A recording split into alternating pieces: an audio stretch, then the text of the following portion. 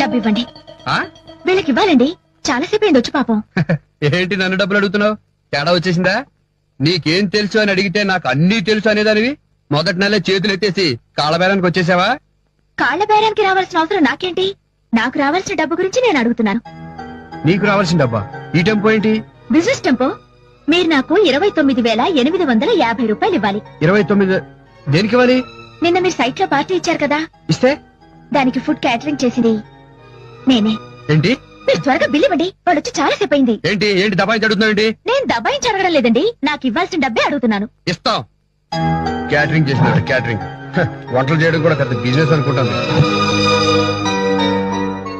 తీసుకో.